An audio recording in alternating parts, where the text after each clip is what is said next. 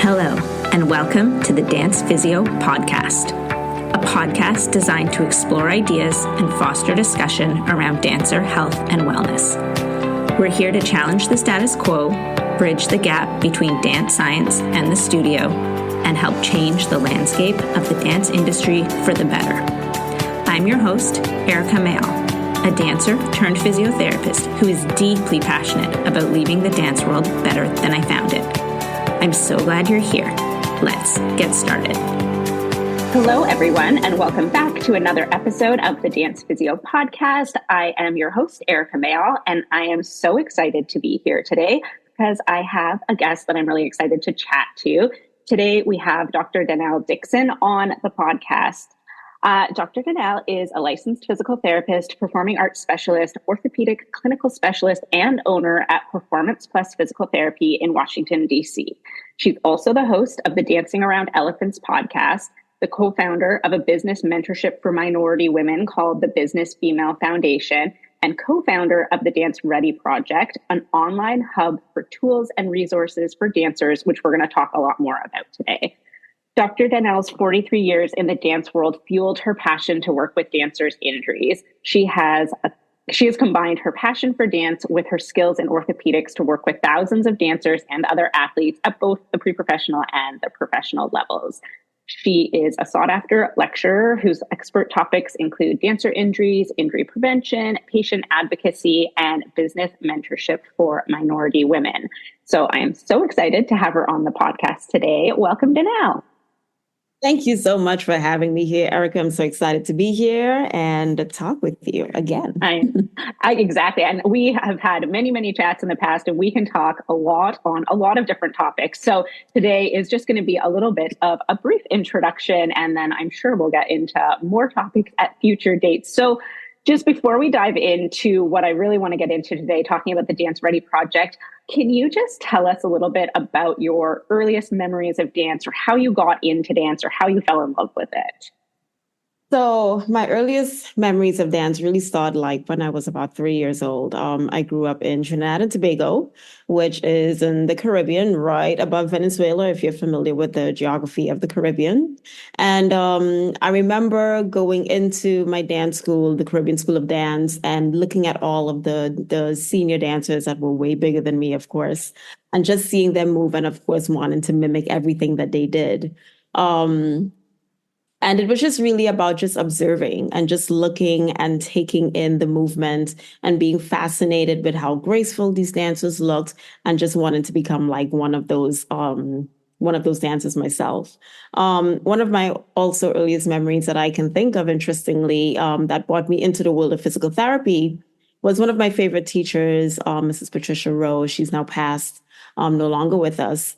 But one of my favorite memories is as a young dancer, by the time I got to be 11, 12, and I was dancing a little bit more intensely, I started to develop lots of migraines. And she would sit with me while rehearsal or class is going on, and she would do acupressure on my fingers to try and help get my migraines down. And that was the first intersection of movement and physical therapy, or any sort of manual manipulation that can actually help you get better in that space.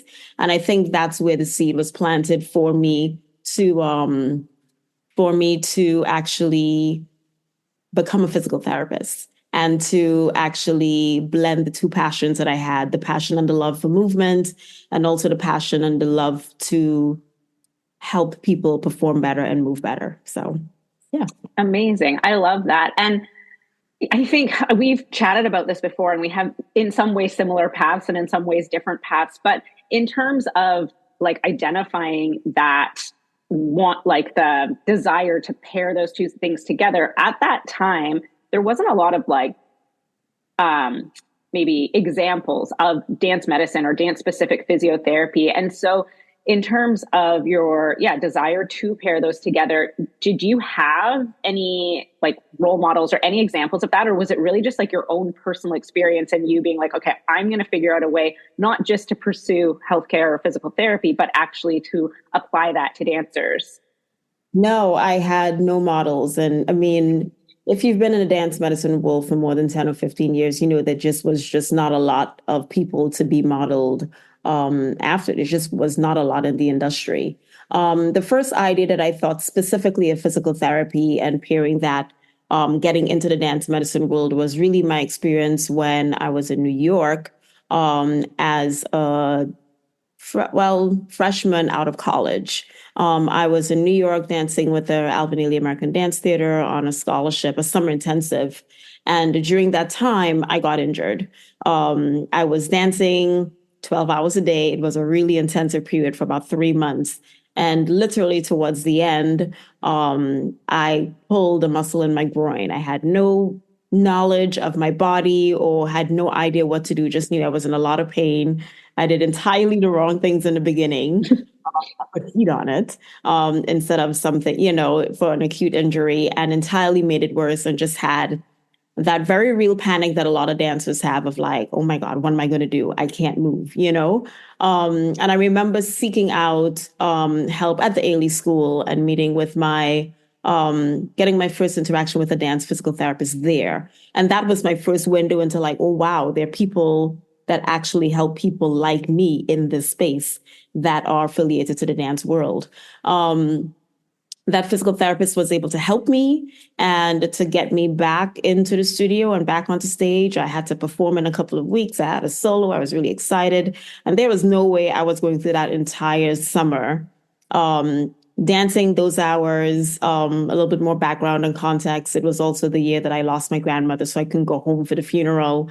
So it had so much significance of like being there and putting in the work, putting in the time. And there was no way I was missing it. No way. So to have someone give me the tools to work through that space of injury and find a way back on stage was something that I was always immensely grateful for. And it was literally at that time that I decided this is exactly what I want to do. I want to help dancers in a space where they feel frustrated, lost, upset, anxious about their performance, and this is something that means something to them. I want to be able to give them exactly the same feeling of relief that I felt when someone was able to step in and help me get to the end goal. Yeah, that's such an incredible story because I think it just shows like how powerful the role of whether it's a physical therapist or a chiropractor or anybody who's sort of like in that realm, but just how powerful that role can be when they truly understand what a dancer is going through. And we talk about this a lot, and I've talked about it on the podcast before, of being able to access dance specific healthcare or dance specific services. And that is just like one really fantastic example of why that matters so much. Because if you had gone to, I don't know, just a regular PT clinic, physically, you may have still improved, but you might not have actually felt like as supported or, as empowered in that situation to actually have somebody who understood what you were going through and that you needed to get on stage and you had that solo coming up and like all the things that go along with that. And like you said, the mental side of it is so big as well. So that is, just like such a fantastic story to kind of illustrate that example. And I think a lot of people who end up in like dance specific kind of healthcare fields often have a similar story where there was like a moment that they had something that impacted them like that. And then they were like, hey, this is what I want to do. This is sort of my path forward. So I love that. Thank you. So in the years sort of in between, you have done so many different things. You are definitely, a go-getter or somebody who just kind of like makes things happen, which obviously sounds like that's maybe been your personality since you were little. And I know you've had lots of different sort of projects and things that you work on to help dancers and just to like kind of help the dance community and things like that. But the one I am most curious about learning about today is the Dance Ready project. So can you give us just like 30,000 foot view, like the overview of the Dance Ready project. And then we're going to get into like a little bit more specifics of it. Sure. So the Dance Ready Project is an organization that I co-founded with my co-founder, Dr. Shay Ojo-Fatimi. We actually got together during COVID. And what happened is that during COVID, everyone is locked up. Everyone is indoors. We are working with people online or hardly seeing people at all if we're masked, depending on what, time of COVID it was. But as we were having conversations, started to realize that, wow, our dancers are really suffering. our dancers are really going to start getting injured because they're now dancing on surfaces that they're not used to. They're having to fight for space with the dog and the little brother as they're doing turns in the living room. But most importantly, we recognized that there was going to be a dosage issue that was going to be really impactful to dancers' health and wellness. Because we know very much in the dance medicine world, a lot of the fitness associated with dance is actually achieved in the dance studio for most dancers. So we knew because they weren't dancing as much as they should, that their fitness levels would have been affected. And we predicted that, wow, we're probably going to see a lot more injuries.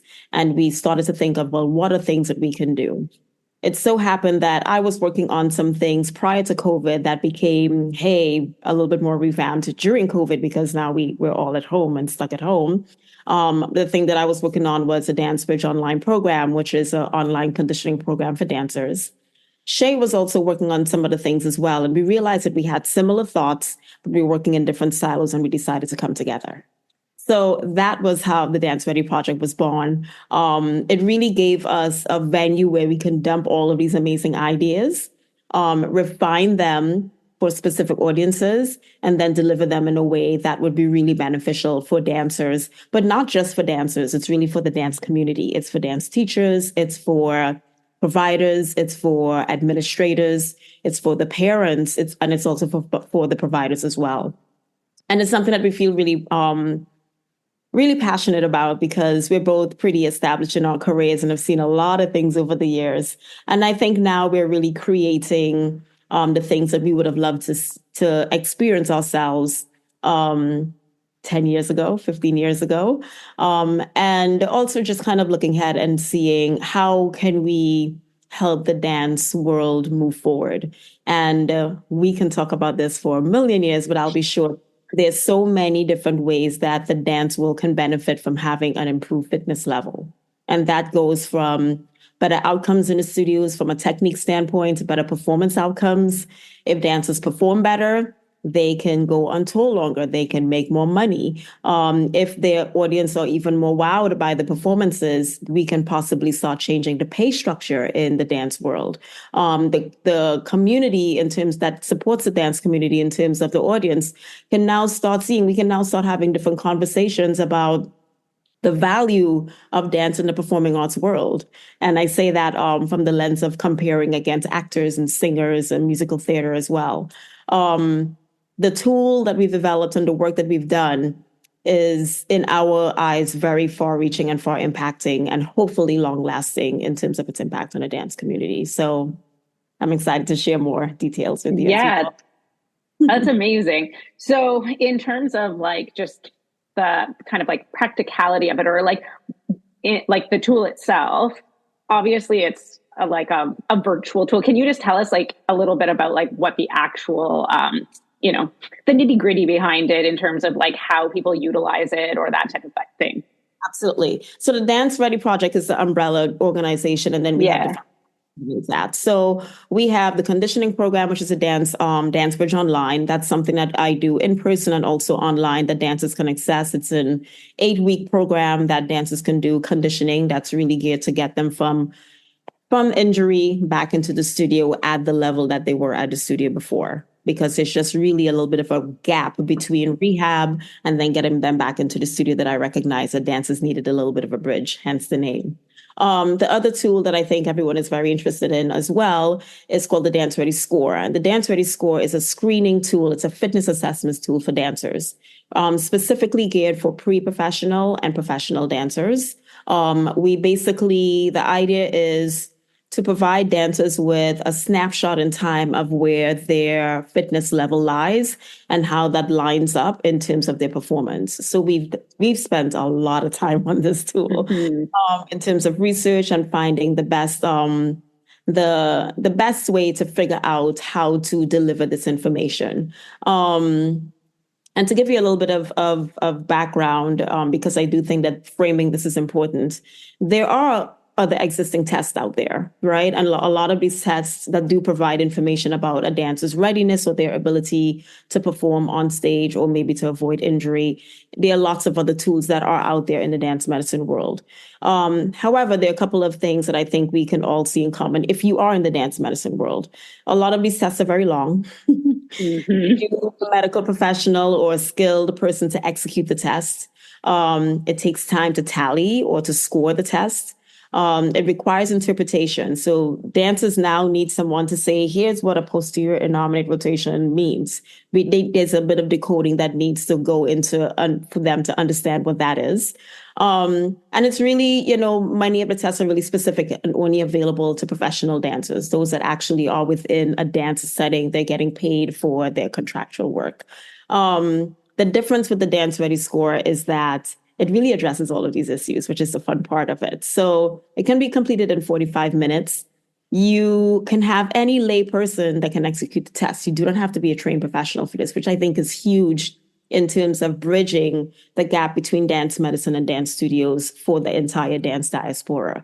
Many dancers, as we know, do not have access to physical therapists in their town, in their state that's very close by. So it really closes that gap immediately when you do not need a trained professional in order to execute this test, which is awesome. Results are delivered in seconds because, who wants to wait for 2 weeks to get their test or for 45 minutes? That kind of loses interest. It loses a little bit of the teeth of the tool. So you can get your results delivered in seconds, and it is pre-interpreted for you. We've already decoded all of that information for you.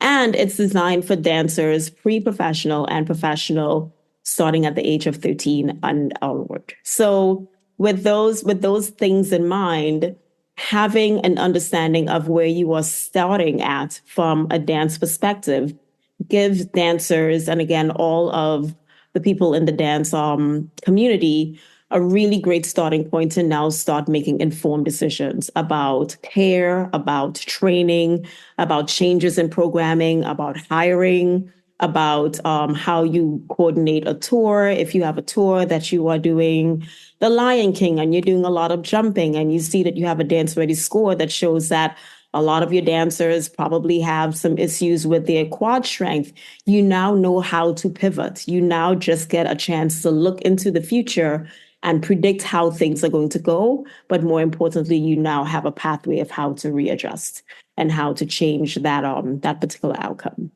So we're very, very excited about the Dance Ready score, as you can tell. So that's about that. Yeah, it sounds so amazing. And like you said, there are screens available, but unless you are attached to a company or a full-time vocational training school or things like that, they often aren't, you don't have access to them. And then a lot of times, I have dancers who attend a vocational training school and they do screening at the beginning of every year. It's like a preseason screen. The dancers never get that information. So if I ask them, I'm like, oh, what about XYZ? And they're like, oh, I don't know. I think we just do the screen as part of a research project or something like that, which, there's value in the screening being done for those purposes. But if the dancer's not getting that information, then it's well, that's a lost opportunity there for the dancer to be able to see that, oh, maybe actually I have some weakness in one of my calves and that might, predispose me to potential injuries or things like that. I have all of the questions about this. I will try and not ask you 7 million questions just because I'm excited and also super interested in this. But can you just talk a little bit about just the general categories of what you're looking at in terms of the physical parameters, and maybe a bit about why you selected certain parameters in terms of I guess categories. I don't even know if that's what you guys call them in the score, but generally, how is that kind of broken down? Absolutely. So basically what we did is that the idea behind this is that we wanted to make sure to target the categories or the things that did not need a professional eye to assess. All right. That was really important because that now underlies the benefit of the access of it. Okay. So if you need a professional eye, the number of people that can actually execute this test goes down. But if you do not need that, it now opens it up to a lot more people. So we went through a lot of dance literature, and we really, we are research nerds at heart, and spent quite a bit of time in the dance literature to see what outcomes that we can particularly use in order to inform our decisions about what a score would look like. We're looking at cardiovascular fitness, and we're looking at key strength and flexibility tests as well. And in putting all of those together, we kind of divvy up the body a little bit and relay that back to functional outcomes. So just to give you an example, if there's calf weakness, we know that there could be an increased risk of lateral ankle sprains. We know that there can be ideas where we know what's going to happen on the technique side. They may be having difficulty with turns. They may be having difficulty with balance. They may be having difficulty with jumps. So we basically went into the literature and looked at the strength outcomes of specific areas of the body, and then relayed that back to what is the minimum requirements that they need in order to perform, but also to avoid injury. And that's how we created the score. We kind of put together categories based on that. So in compiling all of this data, and when you've looked at the score and you looked at a presentation of it, it's very clear to anyone, not just the dancer, which is very important, but to anyone looking at this data when it's presented, that you can see exactly where there are areas that dancers are doing well, and then areas where dancers have areas of opportunity, for example, calf strength or quad strength or core strength, all of the very main indicators that is necessary for us to understand how a dancer is doing, how that can be connected to their technique, and then also understanding what's the next best step. How do we get you from point A to point B in terms of your strength, in terms of your flexibility, in terms of your balance, in terms of your cardiovascular fitness, because we know how all of these things do key into the general fitness of the dancer and relates to their technique and their performance. Yeah, that's amazing. And I guess the other thing too with that, and one of the things we run into in dance all the time is that there often isn't a lot of research that's been done specifically on dancers. And so we have to pull from sports medicine, or we pull from, all sorts of different areas. And one of the things, and this came up actually interestingly at the most recent IADMS conference, is like the lack of normative data. And what we mean by normative data is values that kind of tell us that this is within the norm for this like population, in our case, a dancer population, versus, the general population versus an athletic population and things like that. So, we don't have a lot of normative data. And in dance can be so varied. And so we can have one study that was maybe done on professional contemporary dancers, but can we then extrapolate that information to a pre-professional ballet dancer? Like maybe, but probably not, because the movement patterns can be different and that type of thing. So two questions, I guess, coming out of that for you. One, can the Dance Ready score, is it applicable? And it sounds like it is to me, just in terms of like what you're actually looking at in a little bit more like general fitness parameters. But in terms of looking at like a pre-professional dancer versus a professional dancer, can they use the Dance Ready score, the same or similarly, or is there like differences just because we may have different sort of normative data? So that's question number one. I'm going to be a bad host and ask you two questions at once. But secondly, do you have any plans, or is there, the potential with this tool to actually start to collect some data to hopefully then, increase our knowledge of what normative values may actually be in different dancer populations? Because like I said, we don't have a ton of research in these populations, and there is some, but there's not tons. Yes. Love the questions. Okay, question number one: Can the Dance Ready score be applicable to a pre-professional dancer and a professional dancer? Correct. That's the question. The answer is yes. So the dance gives you a score, which means that there's a range, there's a continuum of what performance looks like. We have set a goal, for example, when you look at the score, that your goal is to get to 80% in each of these categories. Let's say cardiovascular fitness. But we know, for example, that there are tools out there in the dance medicine world and also in the sports world as well that measure that on a range. And with that, it gives you an indicator of Are you doing really well? Are you average? Are you poor? Depending on the category, there's a range of scores that can be applied through all of this. So in designing the Dance Ready score, we created a range for all of those categories.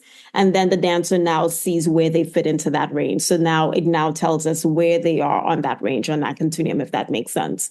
In that sense, we now can now look at that information and say, what is the expectation of a pre-professional dancer? What's the expectation of a professional dancer? With the pre-professional dancers, which I think is a major concern with this question, they are not on the level of professional dancers, but we know what they are trying to go. So it's a matter of comparison. This is a snapshot in time. This is where you are. This is where you're trying to go. Is it applicable? Yes, we've done a lot of work in terms of collecting the existing normative data that exists, not only in the dance world, but also in the sports world, because let's face it, there are things that we probably should be including for dancers that is applicable in the sports world that we currently don't. So I do believe the Dance Ready score, to some extent, for the most part, we've really kept it very secular into the dance world.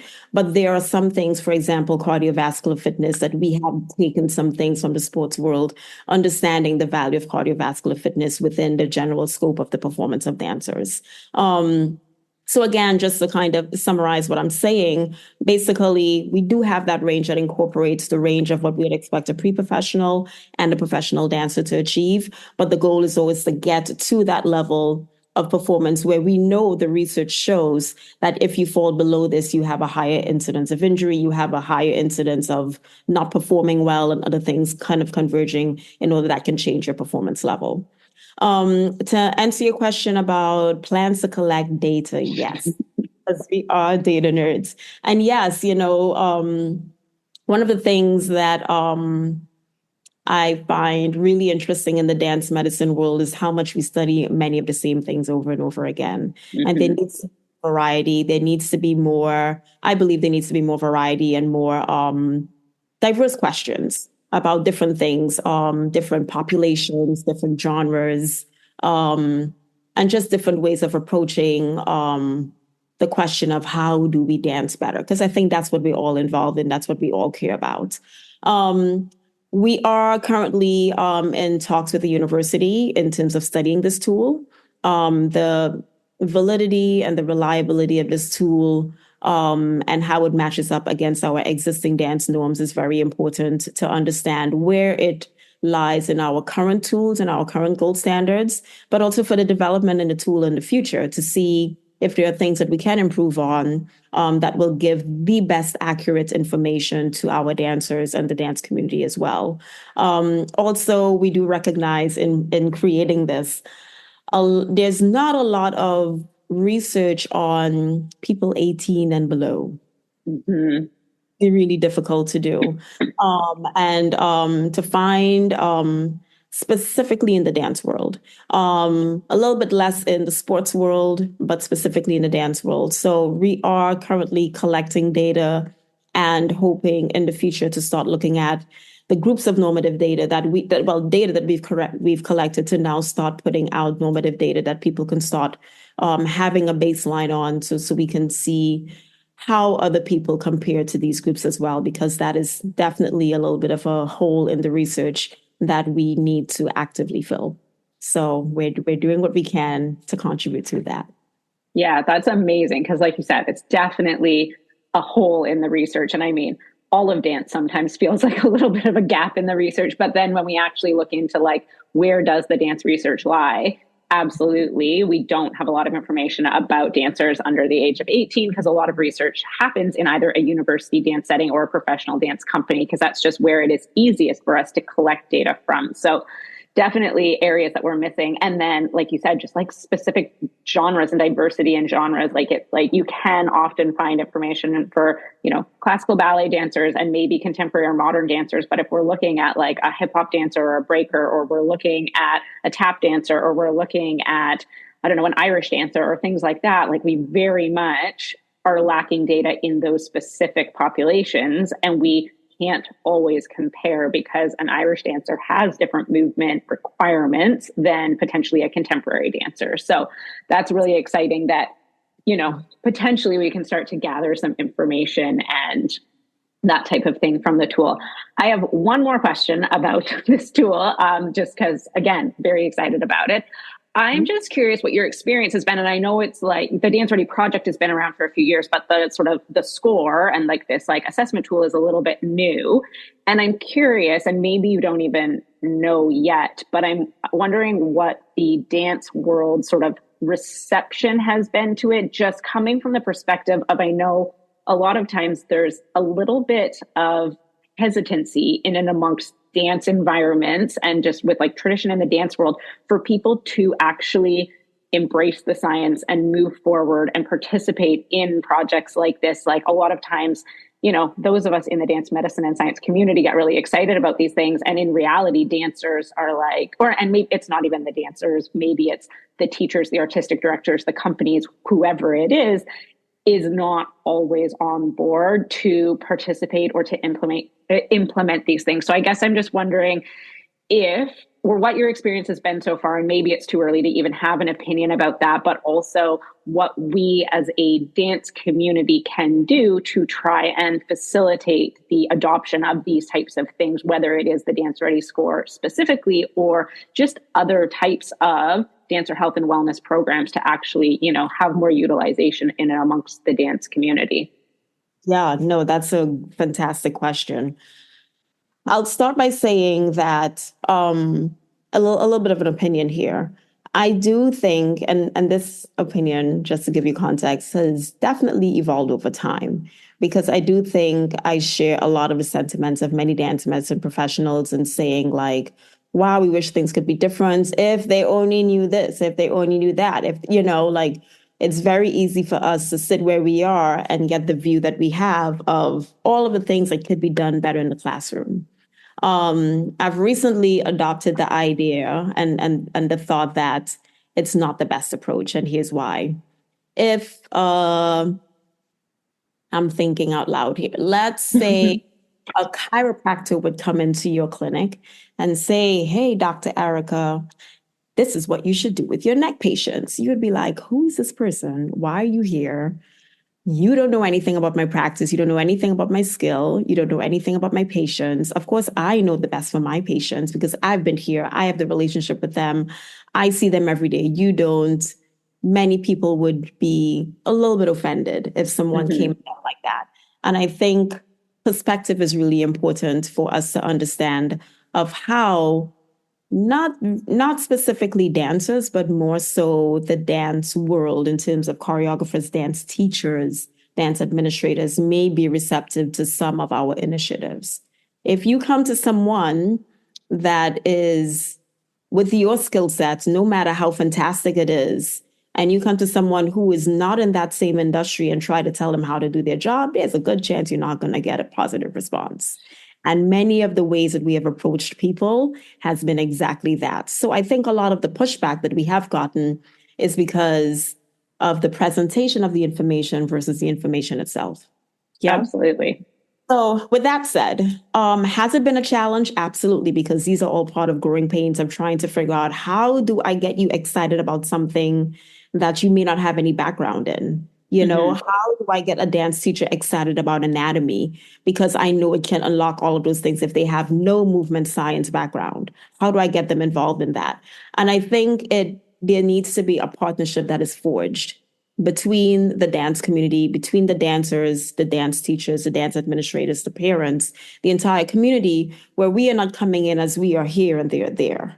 We have to meet them where they are. And I think that requires some thoughtful integration of our understanding of the problem, but also willingness to listen to see what their problem points are and what they would be receptive to learning from us or getting from us, because no one wants to feel talked down to, or you're ruining dancers' bodies, even though it might be true, even though it, no one wants to hear that, because at the end of the day, everyone wants to be given the benefit of the doubt that they are putting their best foot forward, if that makes sense. So to answer the first part of the question, my experience has been up and down. I have encountered teachers who were like, well, what about this? Or what about this? Well, you don't know that, you know, who have been absolutely not, I'm not interested. There the reception now that we've been doing the Dance Ready score, I've been doing it here in the DMV area with small schools and small companies. It has been a mixed review. I would say this year has been the most positive year. This is now the third year that I've been doing it.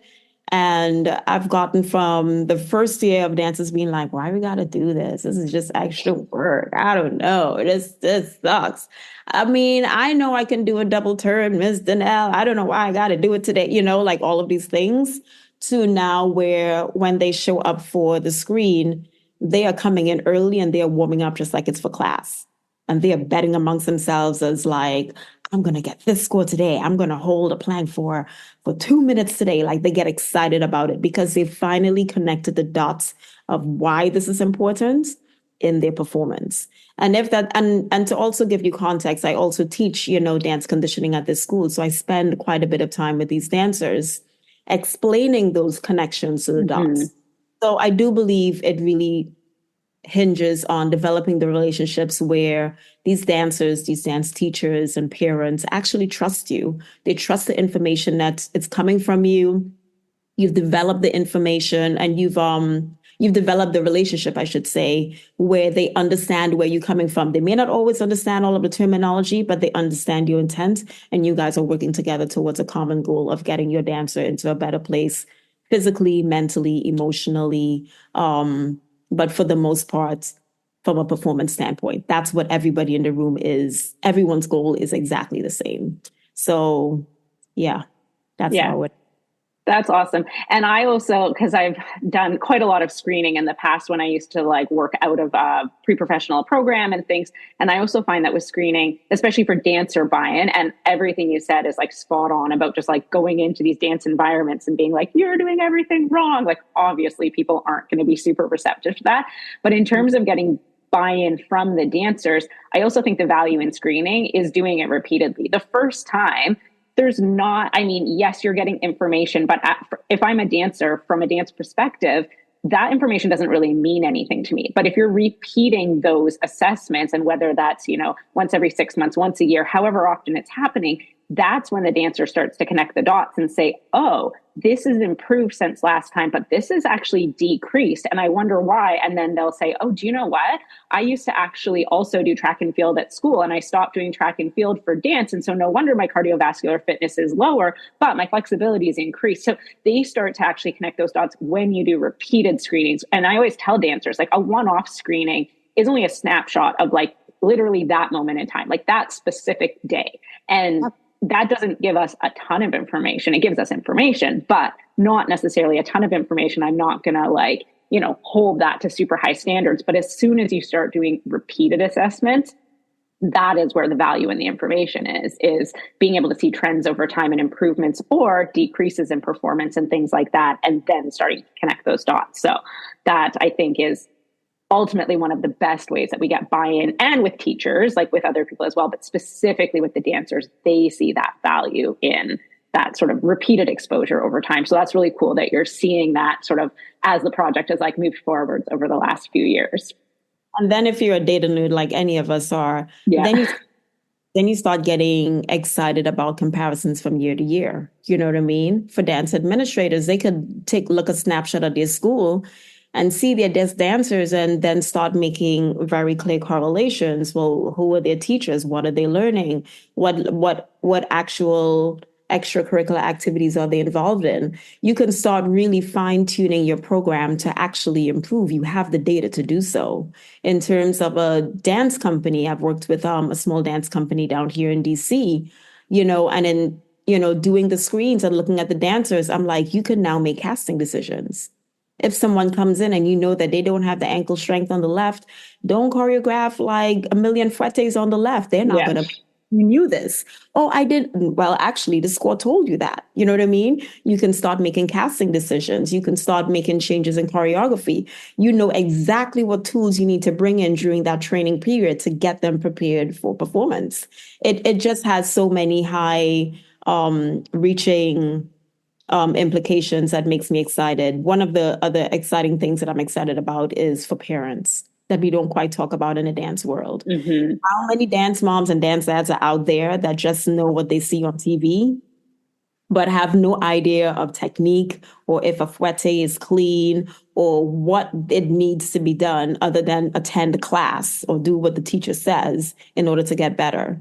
And the analogy that I love to use is that I would gamble that anyone listening to this podcast right now does not have any very intimate knowledge of rocket science, right?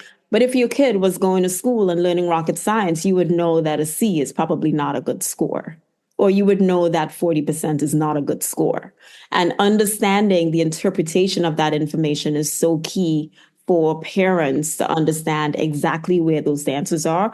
But now what can you do to support your young dancer? Maybe they're getting home too late. Maybe they're doing too many extracurricular activities and they are really fatigued, so they can't perform in class. Like, it's another way of just decoding and making sure everyone is having the same conversation on the same level and can make the best decisions for the dancer. So absolutely. And like you said, being data nerds, like having objective information, because I think in the dance world, so many times things like emotions and feelings and politics and stuff get wrapped up in it. And so it's easy as a parent, especially if you don't know the dance world super well, to be like, well, why was that kid cast in this role and my dancer wasn't? And, and then it starts to be like, well, is it favoritism? Is it X, Y, Z? And as a teacher, having objective tools, and like, this is one of the things I talk about a lot with pre-point testing, is like, that shouldn't ever be like foreign information to the parent. It should be so objective that the parent literally can basically predict when their kid is going to get to have point shoes because they know all the objective criteria. And it's the same for things like this, that if the parent understands like, okay, this is, my dancer maybe needs to work on, X, Y, Z and all the things you talked about, then it like just allows that parent to have like a way more objective opinion about what's going on and maybe be a little bit less emotionally involved and just feelings of helplessness. Because I think a lot of it comes from parents just not being familiar with the way things work and then feeling helpless and then feeling like, I want to support my dancer, but I don't know how. So I'm just going to start like sending the teacher all these emails being like, why isn't little Susie front and center in this dance? But it's like, okay, if we have this data that shows us that little Susie isn't front and center because actually we're really concerned about something that's happening that maybe is like a potential for injury or something like that, then the parent can support that instead of expending their energy on other things that might be less productive. You hit the nail on the head, and I mean, the parent experience for dancers, I think, is something that we don't talk enough about in the dance world, because this is where the performers start. The ones that you see on Broadway, the one that you see on, Headline and Times Square, like this is where they start. And understanding that there's an adult in charge of a kid's health and well-being, and they have no idea what this landscape looks like. They have no idea how to tell, are they doing well, are they not doing well? And there's limited tools that are actually designed or can be used by them for them to understand how to help their young dancer, specifically from a health standpoint, is not something that we should ever have. It's present in every single sport, except the dance world. It's time that we move forward with this. So. Yeah, absolutely. I feel like we could talk about this forever, but I think that's like a really, really lovely place to wrap things up for right now. And I'm just aware of the time. I have my typical rapid fire wrap up questions, if you are willing to indulge me. These are 5 questions I ask every guest who comes on the podcast. So they don't have to be super rapid fire, but just I love to hear people's answers to them. So question number 1, what is your favorite genre or style of dance? And it can be to dance or to watch. Oh man, that is hard. I know. Yeah, I didn't say they were easy questions. No. These days, I'm really into Afrobeats, Nice. Which is weird because I am not when I tell you, I'm a classical ballet dancer by training. So anything that's syncopated or multiple beats at a time, my brain is seeing and like the connection is not there. I'm just really fascinated by the multiple rhythms and the laying over of the things that they hear and the way that they're able to reproduce sound and interpretation of the music. I think is fascinating. So amazing. Would you rather be on the stage or in the studio? Now, definitely in the studio. Definitely. Yeah, my stage fright has definitely increased over the years. The studio is my stage. I'll put it that way. Fair enough. Love it. If you could dance with, either in the studio or on stage, with any dancer, past or present, who would it be and why? Man, Erica, really? Oh, geez. I think it would be Dwana Smallwood from the Alvin American Dance Theater. While I was there, she choreographed a solo on me, and watching her dance was like, when you see the cartoons and you see someone sees like stars in their eye, like that's what I saw. I thought she was an amazing mover, and her storytelling was just second to none. I would absolutely love an opportunity to dance with her. Amazing. Love it. All right. What's one thing that you would go back and tell your younger self as a dancer? Um, I would say do more. And by do more, I mean that I had I technique came pretty easily to me as a dancer, and I found myself getting pretty bored. So as a kid, I would get yelled at a lot because if I was bored, I would go like bug the other kids and distract everyone in the room. Yeah. And I recognize now that I wasn't quite in environments that really capitalized on using that talent and putting me in places where I can develop that talent more. Um, and I now wish going back, if I had to do it all over again, I had a chance to maybe get into choreography or get into more complex dance styles, because I recognized that the things that I was exposed to came easily to me and I needed more of a challenge. So I wish I had asked for more instead of just being like, okay, this is the level that I am, so I have to sit here. I wish I had asked for more. Gotcha. All right. Last one. Also, not an easy question, but if there was one thing that you could change about the dance world, what would it be? Oh my gosh, that's easy. Y'all, please embrace the name athlete. Embrace it. Embrace it. There's so much benefit to get from it. I 1,000% believe that it opens up doors for us. There's nothing that you lose as a performer if you're not also called an athlete. And in terms of our health outcomes, our performance outcomes, the way that people value us, the way that we value ourselves, that entirely changes with that one noun, just that one noun. It changes completely. And if you don't believe me, see how much a professional basketball player gets paid, how much actor gets paid, and how much a dancer gets paid. These are all performances that are physical in different ways. And there's a reason why someone will pay $800, $1,000 for season tickets to the Knicks, but struggle to pay a $40 fee for a dance performance. And I think embracing that and embracing things that we can learn from the sports world is something that's really going to take the dance world to the next level. So, yes, I could not agree more. It's definitely something I talk about lots on this podcast, is like drawing from the sports world and the sports medicine world and not trying to replicate it, but at least drawing from it and using those resources and being able to add that to the artistry that we already have. So I could not agree with that more. Thank you so much for being here today. I always love chatting with you. If listeners want to connect with you, learn more about the Dance Ready Project, the Dance Ready Score, all of the things, where can they find you? How can they reach you? What's the best avenues? absolutely. So you can check us out at our website, danceready.org. We live on Instagram. So Dance Ready Project. Check us out, shoot us a message. We're always happy to connect and to chat because we are nerds and love talking about dance and all of the things that can get performers going. And I'm excited to connect with anyone who's interested in learning more about the resources that we offer at the Dance Ready Project. So please reach out. Amazing. Thank you so much. And I will also put those links in the show notes. So if anybody is looking for those and just wants a one-click easy access to them, I will put the links to that in the show notes. So once again, thank you so much for joining me on the podcast today. And thank you to everybody who is listening. I appreciate your support and I hope you all have a great rest of your day.